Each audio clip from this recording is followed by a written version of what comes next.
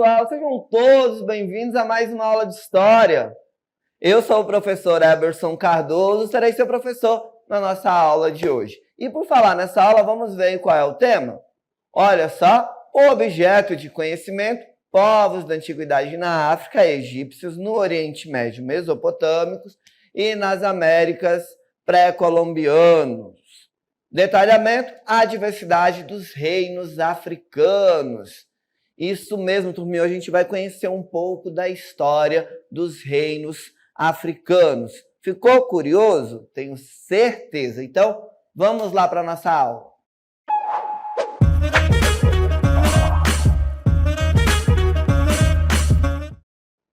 Então vamos lá, turminha. Vamos falar aí um pouco sobre o continente africano, sobre essa diversidade dos reinos que existiam na África. A África, olha só, que é um continente extremamente rico culturalmente, tem uma diversidade cultural gigantesca. O professor traz aqui um mapa para vocês para representar um pouco aí essa diversidade da África, que aqui a gente encontra diferentes culturas, diferentes costumes, diferentes línguas que povoam todo o continente africano e que tem um grande legado cultural, histórico, uma grande contribuição para a humanidade, tá? Então, por isso é importante a gente entender o continente africano e entender que o continente africano também tem a sua história e nós precisamos conhecer a história, as histórias que cercam o continente africano, tá? Então, a gente vai falar sobre a diversidade entre os povos africanos. Olha só o que diz aí a nossa primeira cartela, ó. Às vezes falamos da África como se todos lá tivessem a mesma cultura, mas não é verdade, porque a gente está falando de um continente diversificado, com diferentes culturas, com diferentes línguas, com diferentes costumes, tá? Então, lembre-se, quando nós falamos da África, nós estamos falando de um continente repleto de práticas culturais, costumes, tradições e valores, tá? Religiosos também, a gente vai encontrar uma variedade, uma diversidade muito grande. E isso é o que torna a África especial, pessoal, porque lá vão existir muitas culturas diferentes, tá? Desde os tempos antigos, tá? Só para a gente, então, ter essa ideia dessa diversidade cultural que o continente africano tem, tá? Olha só para a gente ter uma ideia, na África as pessoas falam mais de 1000 idiomas diferentes, só para a gente ter uma ideia dessa diversidade. E isso nos mostra, olha só, como as tradições e as formas de viver são diferentes e ricas no continente africano. Então, para a gente ter uma ideia dessa diversidade do continente, dessa quantidade de coisas diferentes, né, de culturas diferentes, de costumes diferentes. E olha só, uma coisa também importante a gente lembrar é que, apesar de tão diversificada, de tantas línguas, de tantos costumes, de tantas tradições diferentes, há, contudo, certos elementos comuns a todas elas. Assim, como a gente fala da Europa, e a gente sabe que na Europa, quando a gente fala da cultura europeia, a gente sabe que o pessoal da França tem um costume, o pessoal da Inglaterra tem um costume, os italianos são diferentes, os alemães são diferentes, mas quando nós nos referimos à cultura europeia, a gente meio que generaliza tudo, mesmo sabendo que cada um tem ali a sua diferença, né? A mesma coisa funciona para a África. Quando a gente fala de cultura africana, a gente costuma generalizar, mas ali dentro há as suas particularidades, as suas diferenças culturais, religiosas, tradições, enfim. Há uma grande variedade, há uma diversidade gigantesca dentro do continente, tá bom? Olha só, hoje, por exemplo, a África tem 54 países, mas essas fronteiras nem sempre foram assim, viu, turminha? Hoje o continente africano, ele tem aí, ó, 54 países que formam o continente, que estão presentes dentro do continente, mas nem sempre foi desse jeito. Nós vamos ver que lá no século XIX, os europeus vão iniciar a colonização do continente africano. Como assim, professor? Eles vão sair da Europa e vão ir para o continente africano, vão começar a ocupar. Assim como fizeram aqui no Brasil, lá por volta de 1500, eles vão fazer isso, só que na África, mais precisamente ali no século XIX, quando eles vão iniciar esse processo de divisão do continente africano, tá?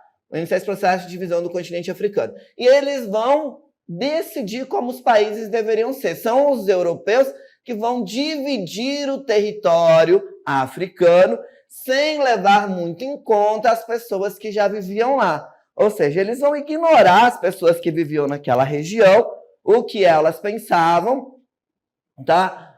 Vão ignorar o que elas pensavam e vão dividir de acordo com aquilo que eles achavam mais conveniente para cada país. Aí aqui o professor traz para vocês, olha só, mapas que mostram essa divisão do território. A gente pode observar aqui, olha só, nesse nosso primeiro mapa, a diversidade de povos que ocupavam a região, tá? Esse é o mapa que foi elaborado por um estudioso, ali por volta de 1958, onde ele tenta mostrar essa diversidade que existe dentro do continente africano de povos, etnias e grupos que ocupam essa região.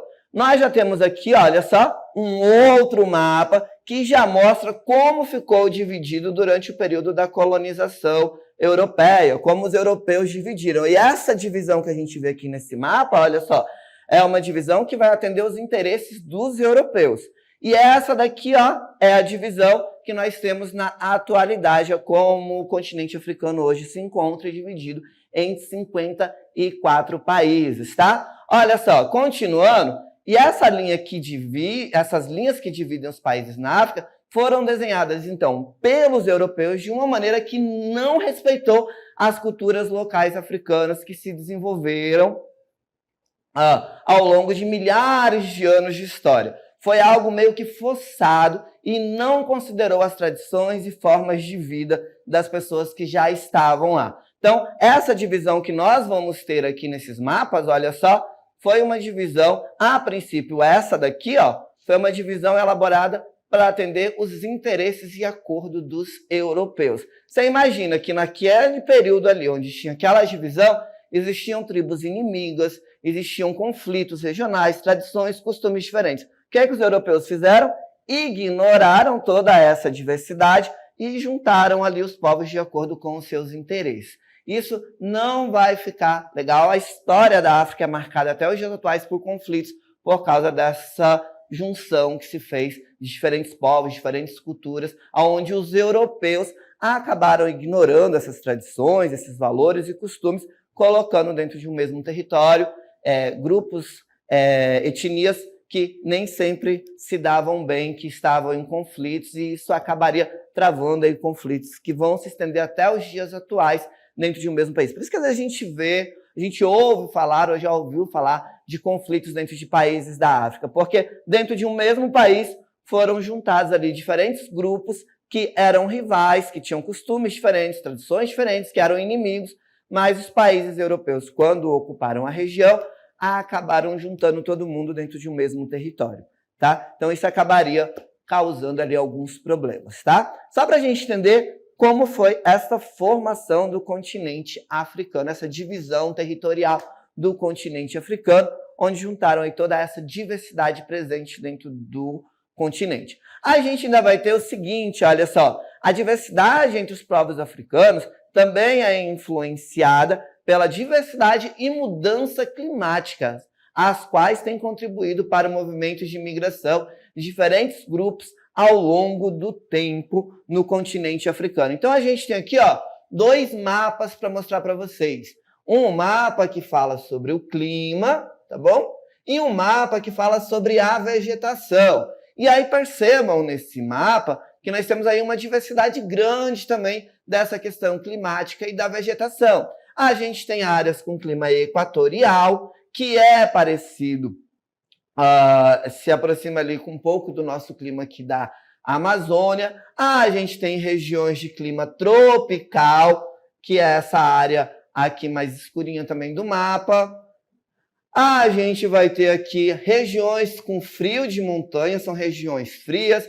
Vamos ter aqui influência do clima mediterrâneo nessa região, onde vamos ter ali também influência do processo de ocupação. Enfim, A gente tem diferentes climas, a gente tem aqui o desértico, né? Clima desértico. Esse clima vai acabar influenciando também na diversidade da região. Por quê? As pessoas vão se adaptando. Aqueles que moram nas regiões mais desérticas vão ter práticas culturais, costumes, diferente daqueles que moram em áreas equatoriais, que vai ser diferente daqueles que moram nas regiões mediterrâneas, ou então naquelas regiões mais frias do continente. Então, isso também contribui pela diversidade dentro do continente. A mesma coisa é a vegetação, né? Essa diversidade também é refletida na vegetação, que acaba contribuindo para essa diversidade cultural, de costumes, valores, comportamento, toda essa grande diversidade que existe no continente. Porque no continente nós vamos ter florestas coníferas, vamos ter vegetação mediterrânea, vamos ter florestas tropicais e equatoriais, vamos ter no continente africano uma variedade de vegetação. E isso tudo acaba, de certo modo, contribuindo por toda essa diversidade dentro do continente africano, tá? E aí, olha só, uma coisa interessante. Nós vamos ver toda essa diversidade do continente africano também sendo refletida em diferentes reinos que surgiram ali ao longo da história. Porque o continente africano, assim como a Europa tem a sua história, a história dos seus reinos, dos seus países, dos seus grandes reinos, os grandes impérios que surgiram ali na Europa e também na Ásia, a África também tem a história dos seus reinos, a África também tem aí a história dos seus reinos, dos seus grandes impérios que deixaram ali uma contribuição, que tem um legado histórico, uma história de luta, uma história de resistência, uma história de ocupação, uma história de se manter ali presente dentro do continente africano. E é justamente a história desses antigos reinos e impérios africanos que nós vamos ver a partir de agora. Olha só o mapa que o professor traz aí para vocês, mostrando aí um pouquinho dos diferentes reinos e impérios africanos que nós tivemos dentro do continente africano, tá? Isso desde lá da história antiga, passando pela Idade Média, tá? Quando a gente ouve falar lá na história, por muito tempo, quando estudava a história da Idade Média, se falava apenas dos reinos europeus e da contribuição desses reinos europeus. Hoje, a gente já analisa e estuda os reinos africanos, porque tiveram reinos e impérios africanos durante a Idade Média que se relacionavam com a Europa, se relacionavam com a Ásia, mas como a história foi construída com um olhar, num primeiro momento, eurocêntrico, o foco estava sempre na Europa e não no continente africano. Mas hoje nós analisamos e estudamos também um pouco a presença e a importância desses reinos que a gente vê aqui, ó, nesse mapinha que o professor trouxe, porque eles também foram importantes, têm o seu legado, e principalmente para nós brasileiros, para a história do Brasil, que tem uma ligação forte com o continente africano, é importante que a gente entenda, conheça um pouco da história desses reinos africanos, também desses impérios africanos que existiram dentro do continente africano.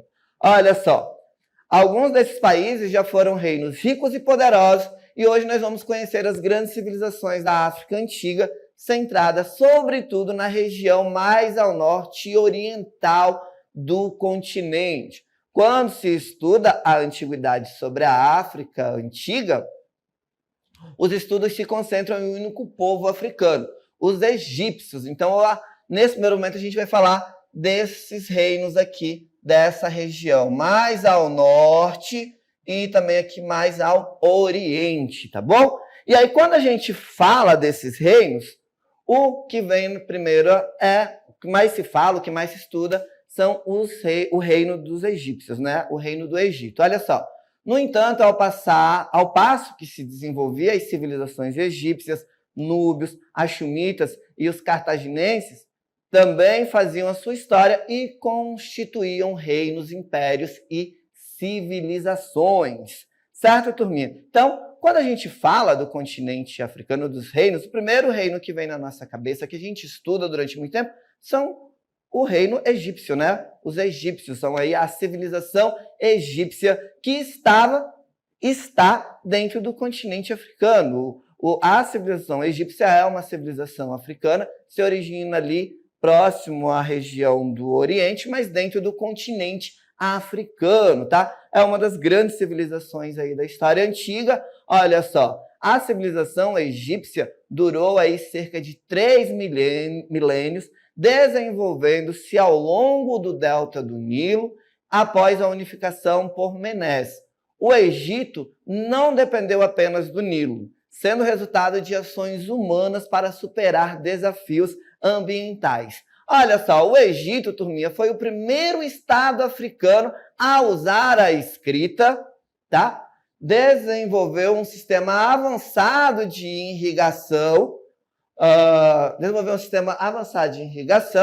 e administração pública, tá? Liderado pelos faraós. Essas estratégias foram essenciais para sobreviver e prosperar na região do Nilo. Então, a gente vai ver que o Egito foi aí um estado africano a usar a escrita, a desenvolver o sistema avançado de irrigação e administração pública, liderado aí pelos faraós, e essa estratégia foi essencial para sobreviver e prosperar ali na região do Nilo. Mas, além do povo egípcio, da civilização egípcia, a gente também tem outros reinos, outros impérios que ocuparam a região. Olha só, a civilização núbia, que a gente vê no nosso mapa, olha só onde está.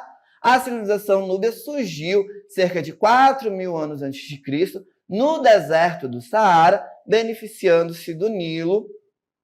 Similar ao Egito, os núbios construíram diques e canais para controlar as cheias e garantir boas colheitas. E olha só, cerca de 2.000 anos antes de Cristo, as comunidades núbias foram unificadas sobre um rei, dando origem ao reino de Cush, tá? Um dos primeiros reinos negros africanos, tá? Então a gente vai ver que as comunidades núbias eram diferentes povos que ocupavam a região, e todos esses povos depois foram aí, unificados, se transformando em apenas um reino, que seria aí o reino de Cush, que foi um dos primeiros reinos africanos da época, tá? O reino de Cush, olha só, de Cush.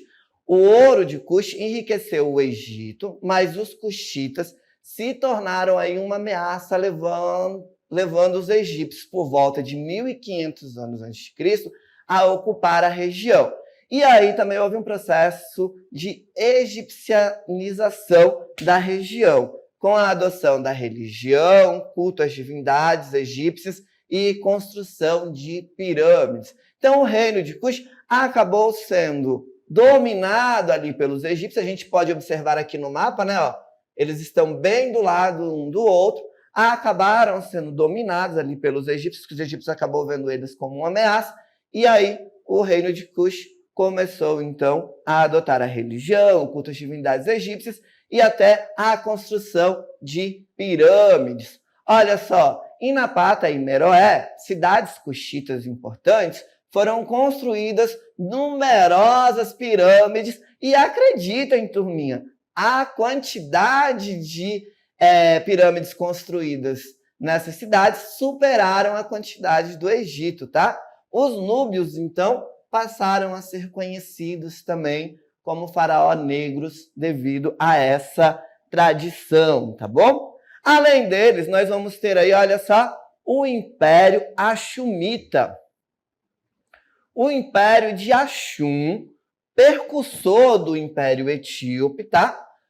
Foi um dos 4 grandes impérios do final da Antiguidade, ali entre o século I e século VI depois de Cristo, tá? Entre os séculos I e século VI depois de Cristo, juntamente com Roma, Pérsia e China. Olha só que interessante. Se lá na Europa nós tínhamos Roma, e em outras regiões nós tínhamos aí o Império da Pérsia e da China, na África a gente tem aí o Império de Axum.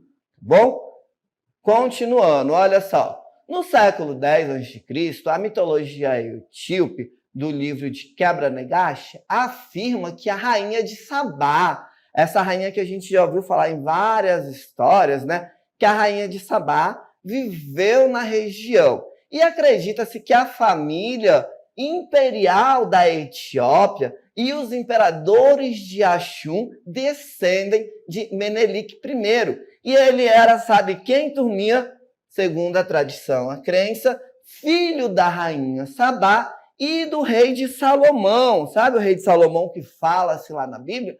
Acredita-se que Menelik I era filho da rainha de Sabá e do rei de Salomão. A dinastia governou a Etiópia por aproximadamente, olha só, 3.000 anos. E encerrou-se, essa dinastia acabou se encerrando em 1974 com Haile Selassie. A expressão de Axum, a expansão de Axum, começou no século I depois de Cristo, abrangendo o norte da Etiópia, Pérsia, sul da Península Arábica, no Iêmen e a conquista de Meroé no século IV depois de Cristo, tá bom? Só para a gente ter uma ideia da dimensão. E assim, olha só, formou-se um império que incluía terras férteis, e a gente já viu que terras férteis é importante nesse contexto da história antiga. Então, formou-se um império que incluía terras férteis ao norte, Sudão e Arábia Meridional. Nos séculos 7 e 8 depois de Cristo, acabou se enfraquecendo diante da ascensão dos árabes muçulmanos, que vão começar a ocupar essa região aqui. Os árabes que vêm do Oriente vão começar a ter uma forte influência, não só aqui nessa região do Império de Axum, mas também em toda essa região aqui do continente africano do norte, tá? Então, os muçulmanos vão acabar sendo ofuscados ali, dominados. Olha só, continuando, a gente vai ver o seguinte, ó. O Império de Axum e, mais tarde, o Império Etíope deixaram uma riqueza diversificada para a prosperidade. Isso inclui a língua, que ainda é falada na região, a igreja etíope, com suas tradições e uma história milenar que remonta à rainha de Sabá e um patrimônio arquitetônico significativo, tá? Além do reino de Axum, do Império de Axum, a gente vai ter o Império de Cartago. Olha só, o Império de Cartago, estado fundada pelos fenícios ainda no século IX a.C., situa-se ao norte da África. Onde é, professor? Aqui, ó, Cartago. Próximo à atual Tunis, na Tunísia, tá? Ao longo de mais de 600 anos, vão exercer um controle político sobre grande parte do Mediterrâneo, dominando as suas rotas marítimas. A gente tem aqui, nesse mapinha, toda essa região aqui seria dominada aí durante um tempo por Cartago, que vai ter uma grande importância econômica dentro daquele contexto. Ó. A prosperidade de Cartago gerou conflitos com Roma, resultando nas guerras púnicas. Após a Terceira Guerra Púnica, em 146 a.C., Cartago acabou sendo destruída com seu solo salgado para impedir que qualquer coisa crescesse dentro desse solo. E assim encerrou-se o Império e a hegemonia cartaginesa na região. Então, Roma, quando conseguiu... quando a gente vai ver ali o fim das guerras púnicas, Roma manda jogar sal no solo para que nada mais produzisse, e Cartago acabou perdendo ali sua influência e a sua hegemonia na região. Mas o Império de Cartago também foi muito importante para a região. Tá? Isso tudo são os impérios que a gente conhece, os reinos que a gente conhece, que a gente trouxe para lá, mas existe uma variedade muito grande de vários outros reinos e impérios no período da Idade Antiga. E na Idade Média, professor? Olha só, a África na Idade Média. Então, nós vamos ver que durante o período que chamamos de Idade Média, que vai ali do século V ao século XV depois de Cristo, poderosos estados se desenvolveram na África Ocidental e, por sua enorme riqueza, tornaram-se o principal eixo de comércio entre o mar Mediterrâneo e o interior da África, tá? Então a gente vai ver aí, ó, como exemplo, alguns desses reinos, o reino de Gana. Olha só, o reino de Gana foi um grande império, riquíssimo, principalmente em ouro, que se desenvolveu fora do litoral africano, perto do deserto do Saara, e teve uma importância fundamental para o comércio entre o mar Mediterrâneo e o interior da África. Olha aqui onde é que está Gana. Está fora do litoral, mas é uma região extremamente rica em ouro e vai trazer aí uma grande contribuição para a história. Olha só, seu ápice foi ali entre os anos de 700 depois de Cristo e 1200 depois de Cristo, ou seja, durante o período da história que nós chamamos de Idade Média, tá? O reino de Gana ocupou parte significativa do continente africano e o seu declínio vai estar ligado à sua resistência à islamização, a chegada aí dos muçulmanos, resultando na perda de poder, tá? Além dele, nós vamos ter aí o Império de Mali. Olha só, após anos de guerra, em 1235 d.C., os Mandingas de Mali conquistaram o território do antigo Império de Gana. Mali se tornou herdeiro do Império de Gana, passou a controlar todo o comércio local. O ouro de Mali era vital para o comércio mediterrâneo. Nós vamos ver aí que durante uma peregrinação, Mansa Musa presenteou tantas pessoas com ouro no Cairo que seu valor diminuiu por mais de 10 anos.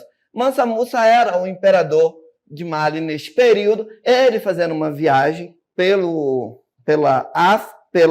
Egito, acabaria levando ouro para presentear as pessoas. Isso acabaria fazendo com que o ouro diminuísse seu valor, para a gente ter uma ideia de quantidade de ouro que a região tinha. Mali declinou aí no século XIV d.C. por disputas internas, ataques de outros povos.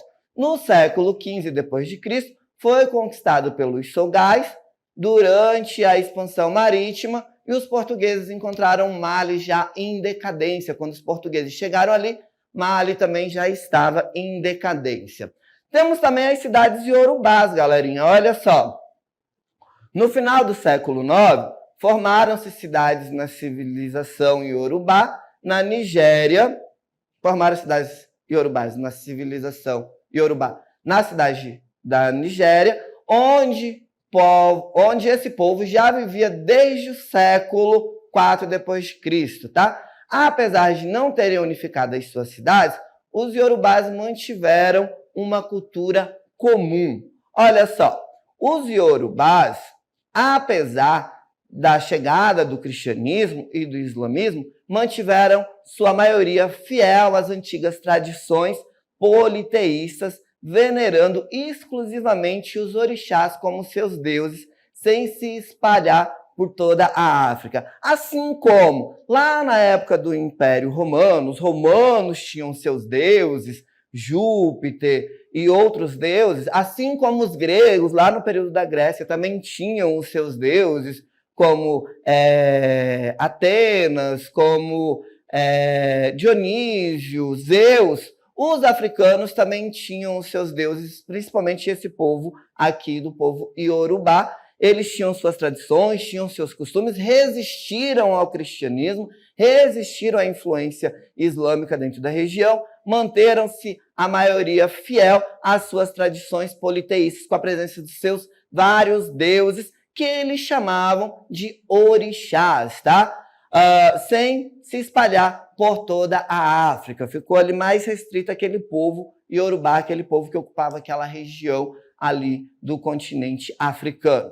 Olha só, os iorubás, chamados de Nagô, foram escravizados e levados à América, onde o culto aos orixás acabou se misturando ao cristianismo, originando aí o sincretismo como o candomblé e umbanda no Brasil e o vodú no Haiti. Certo, galerinha? A gente tem aqui a imagem, olha só, de alguns dos orixás, de alguns dos deuses cultuados por esses africanos lá na África naquele período, e que hoje, devido à vinda desses africanos que foram escravizados, traficados, escravizados, trouxeram sua cultura, e essa cultura acabou se misturando aqui no Brasil, onde também é cultuado aí esses orixás, esses deuses africanos, tá?